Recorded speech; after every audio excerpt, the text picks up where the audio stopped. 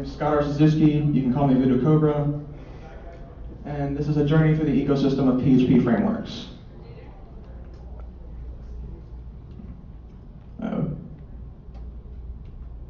The battery's dead. Or maybe not. Okay, so a little bit about me. I'm a PHP developer. I'm not really into, well, I don't have experience with penetration testing and advanced exploitation and all the other really cool, sexy, fun stuff that you probably heard a lot about from everyone else's conference. My interest in security is that I believe that if you're a developer and you don't have any knowledge of security, you're irresponsible and you're a liability. I'm also a big proponent of open source. I run Linux on my laptop. I run Windows at home just so I can play video games with my friends, but every virtual machine that I use 90% of the time is Linux. All right.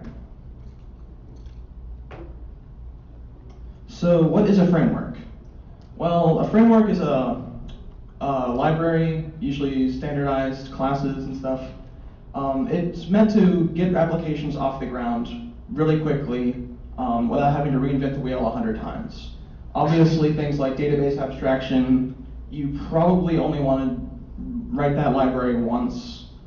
Some software engineering patterns follow a thing called MVC, Model View Controller Separation. So that way you can have your database guy and your PHP guy and your web designer all working on different parts asynchronously without having to stop one thing and start the other without them like really stepping on each other's toes. Templating for the designer, and then you have routing for like REST URLs. Those are the kind of things that a framework gives you. But is security one of them? So these are some frameworks I looked at through the course of this talk. Not all of them I'm going to find bugs in that I'm going to tell you about today, but these are just some of them. CodeIgniter, it's a really old one. Their development thing seems to emphasize backwards compatibility over security, and that's been a problem. CakePHP, Laravel, I mean, if you ever work in, if you ever program PHP and look for a job on like Craigslist or whatever, you're going to see some of these show up, especially CodeIgniter, Laravel, Zend, and Symfony. So which one of these actually offer a security class? And that doesn't necessarily mean it's named security. It can be named security, it can be an encryption library, it can be a password hashing thing. Generally, these are the ones that give you some kind of security feature. Some of the other ones don't. Some of the other ones might have had one, but I couldn't find it when I was looking through the library to put together for this talk. So that's probably not comprehensive, but those are the ones that I was interested in. So these are the ones that I'm going to actually go into. So let's talk about some of the problems that you'll find in these libraries. The first one is weak randomization. I don't know if anybody's familiar, but there's several talks at Black Hat and papers out about black box testing of random number generators. And I believe with just 32 bytes of information, they can predict the next number with absolute certainty with things like RAND and MD-RAND. And you're going to see a lot of this in a lot of frameworks. CakePHP, when you use their, I don't know how to pronounce that honestly. Reandeal, whatever, the AES guy, they use mcrypt_rand as their flag for mcrypt create IB to generate initialization vectors for cipher blockchaining mode. Now, I don't know if you know the mcrypt flags, but you have 3 of them you can choose from. You have rand, which uses the rand function, which is not cryptographically secure. You have mcrypt dev random and mcrypt dev urandom, which use the dev random and dev urandom files on Linux, which are cryptographically secure. And this is what the actual code looks like, with the offending piece of code highlighted in red. Interestingly enough, it also uses MT_rand in the UUID to generate authentication codes, or authentication keys. Yi is a different framework that also makes the same mistake. However, in a different part of the library, it actually uses dev urandom correctly, but when it comes to initialization vector, they fall back to random. And on Kohana, and I forgot to copy the source code into that, they have a weird exception that if you're running Windows, it only gives you the option to use rand. Internally with PHP, if you specify dev random on Windows, I believe it goes to the crypto API and you get a secure random generator anyway, even though /dev/urandom doesn't exist on Windows.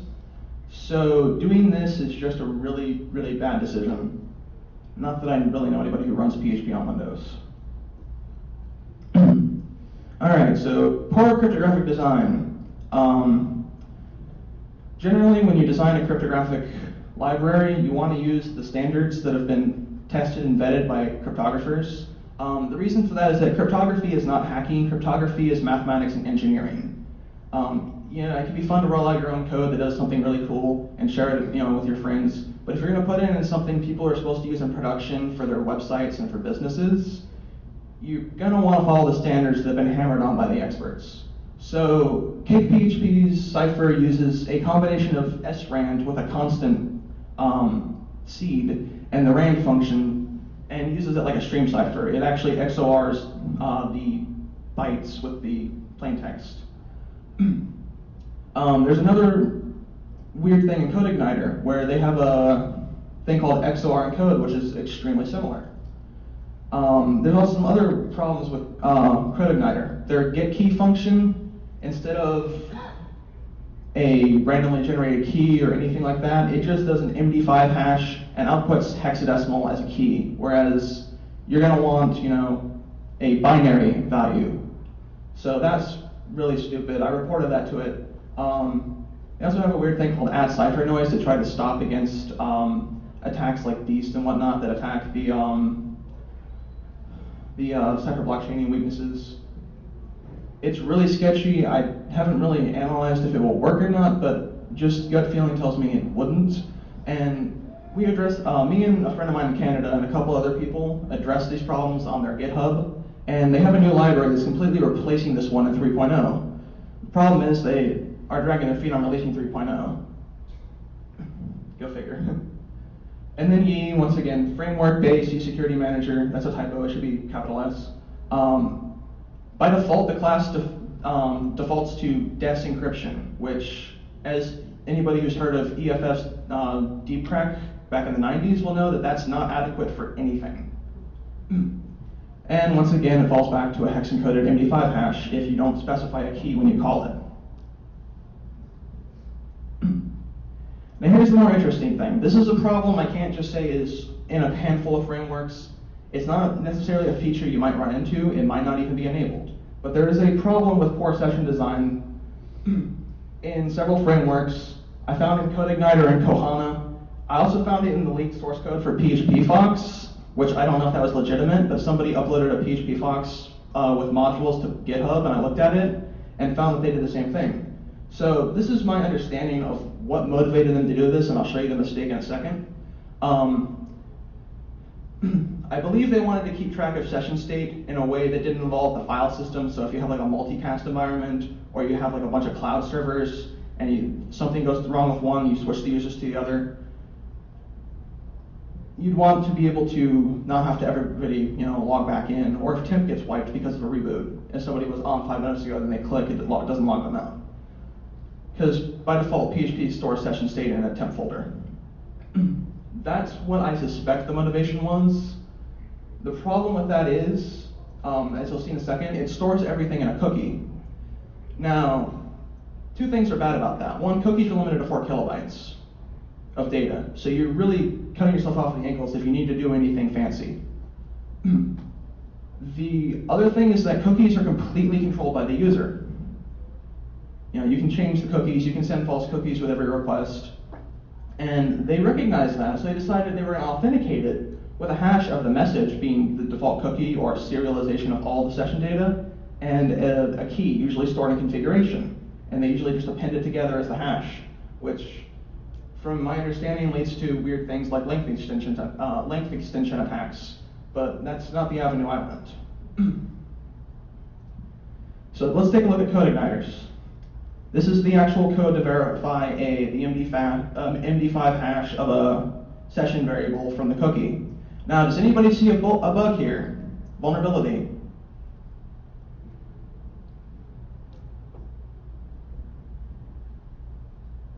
Want a hint?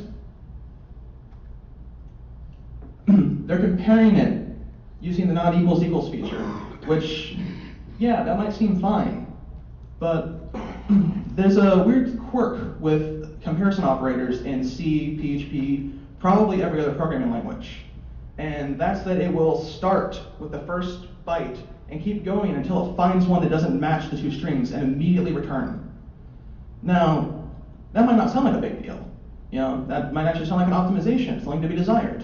But when you're doing cryptographic hash comparison, the sooner it fails, the sooner you know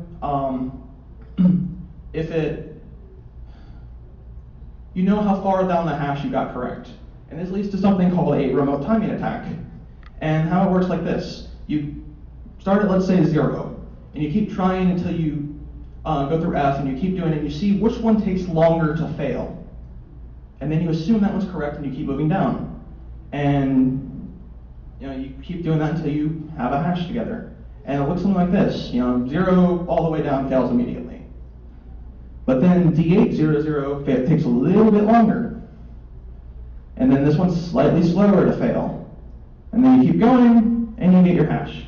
And this is the thing you can do to the session state stored in a cookie with the hash appended at the end, with CodeIgniter, Kohana, PHP Fox, and probably a number of other systems.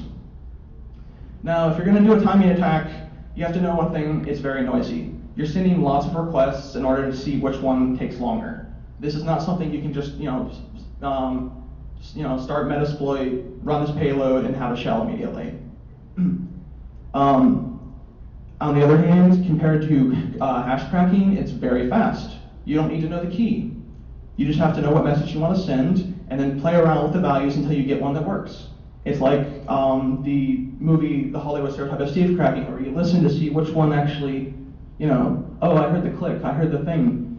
That's essentially the same thing. If you know the first one's 23, you can start from 23 and try the next one, and keep doing that until you find it.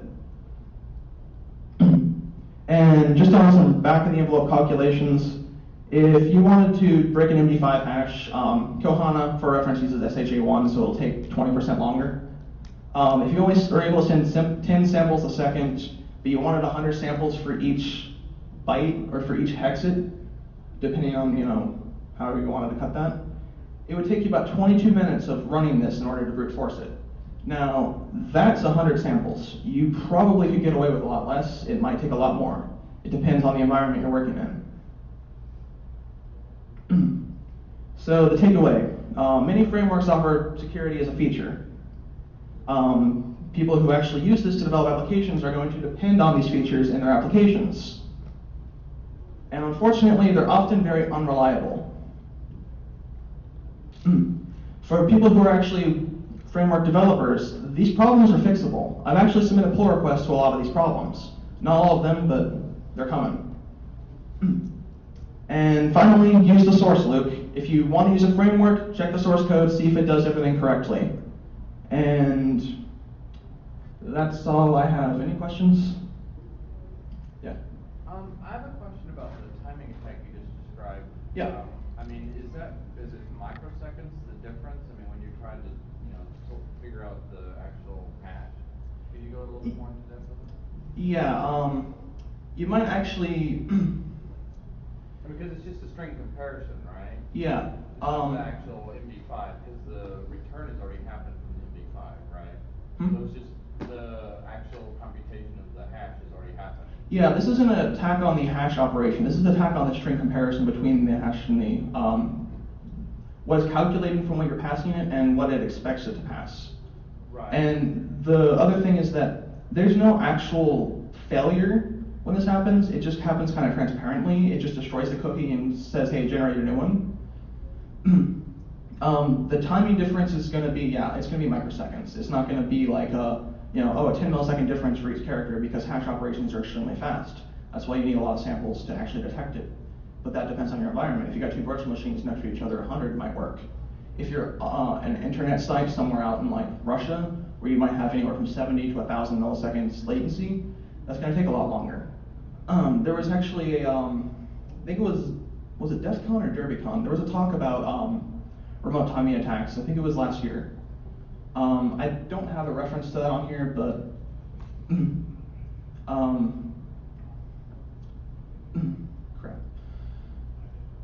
If I had internet, I probably would have embedded a link to that. When I post these online, I'll reference that, so that way everybody can cross-reference that.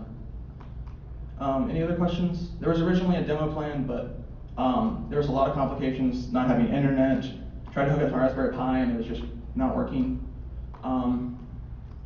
Yeah, I'm gonna have to work on that before I publish that. So, any other questions? Okay, well, this was a lot shorter than I intended it to be, but thank you for coming.